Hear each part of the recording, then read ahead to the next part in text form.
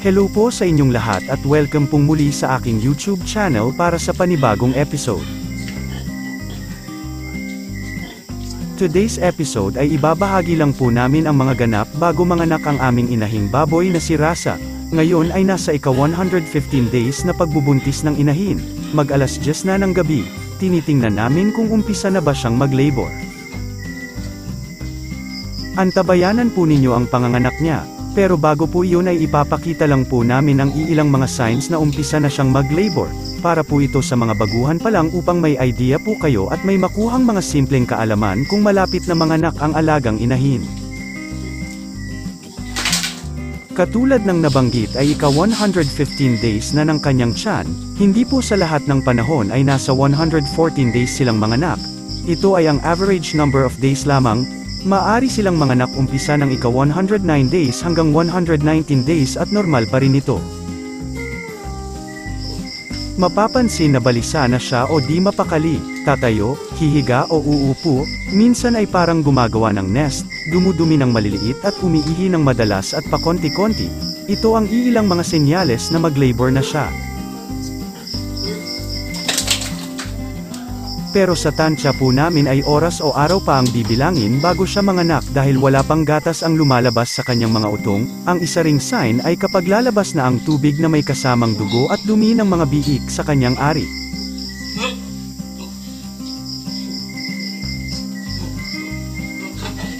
Ito ay umpisa pa lang na mag-labor siya pero hindi pa po ito manganak, aabutin pa po ito bukas.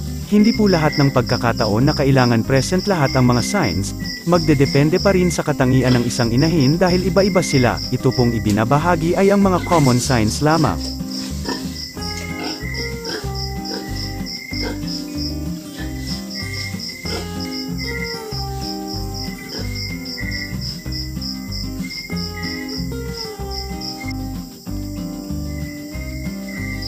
Nagpausok kami pantaboy sa mga lamok dahil maulan pa dito sa aming lugar.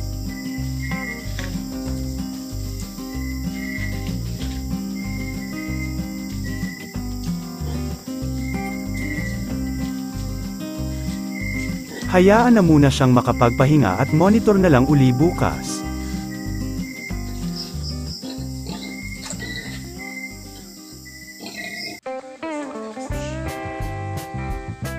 Kinabukasan naman po ito o sa kanyang ika-116 days na pagbubuntis sa tanghali.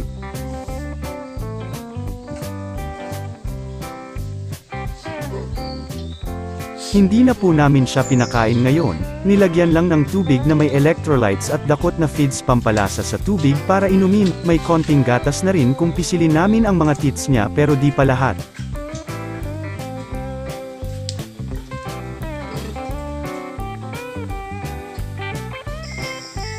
Kinagabihan na po ito mag-alas 7, kapansin-pansin na ngayon ang mga pagbabago dahil lumabas ang mga senyales na hinihintay namin at anytime ay manganak na siya dahil umpisa nang tumulo ang kanyang gatas.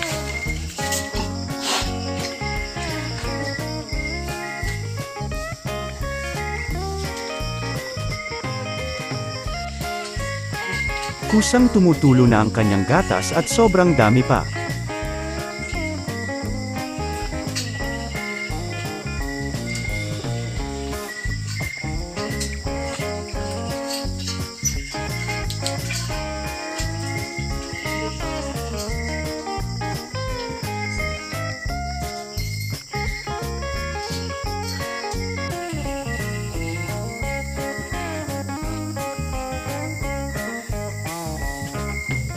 Antabayanan po, anytime ay mangganganak na siya dahil naglabas na din ng tubig na may kasamang dugo at dumi ng mga biik.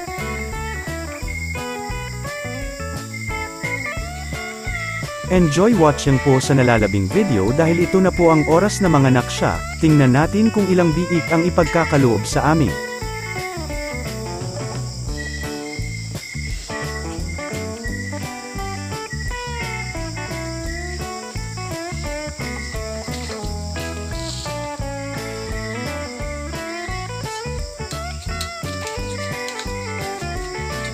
Lumabas na nga po ang unang biik.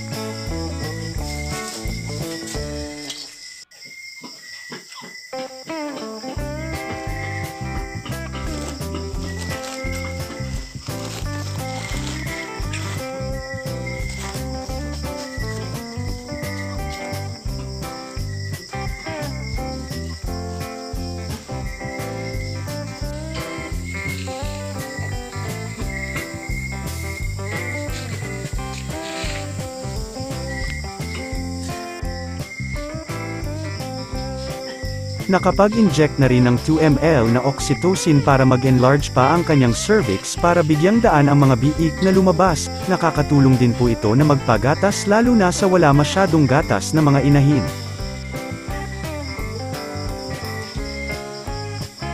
Panoorin nyo lang po ang sinundan na video tungkol sa mga ihahandang mga gamot at ang mga purpose nito.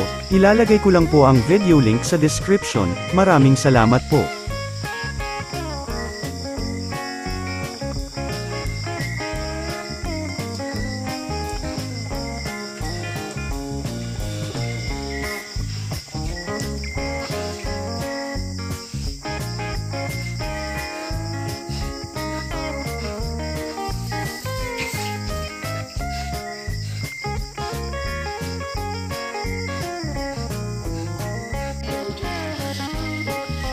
Sumunod ang pangalawa at medyo malaki, halos kalahati lang ang sa naunang biik. Tinatali yan ang pusod para putulin ng mga 2 inches mula sa tiyan.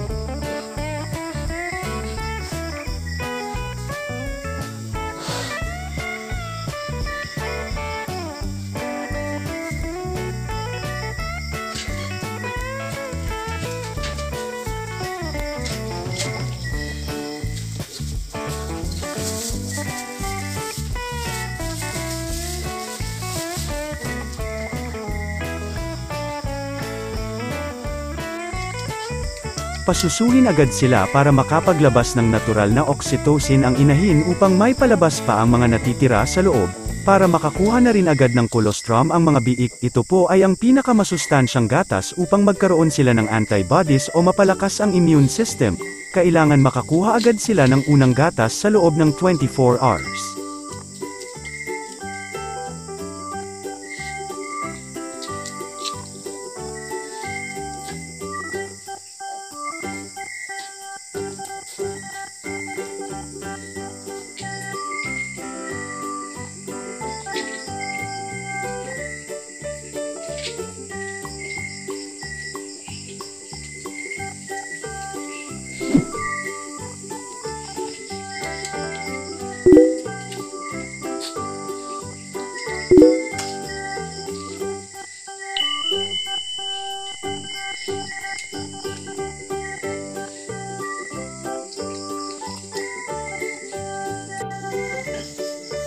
Ang lalakas ng sumuso nila, madali lang lumaki ang mga ito dahil sobrang magatas ang inahin.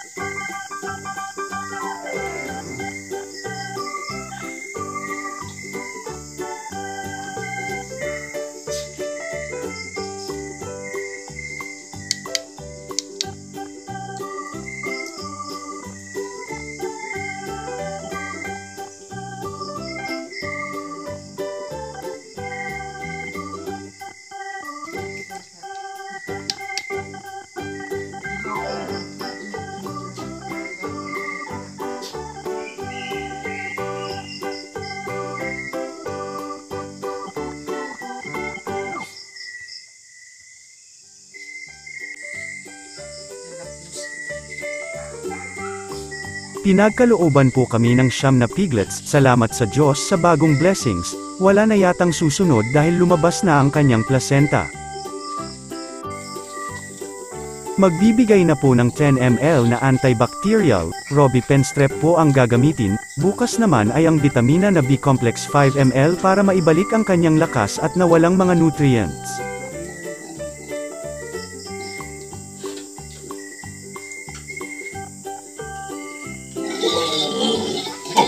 Ang inyong natunghayan ay based lamang po sa aming pamamaraan at experiences bilang backyard racer.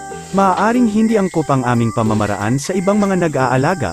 Hanggang dito na lamang po, sana ay nag-enjoy kayo at may nakuhang mga simpleng kaalaman. Maraming salamat sa panunood at happy farming po mga kaibigan.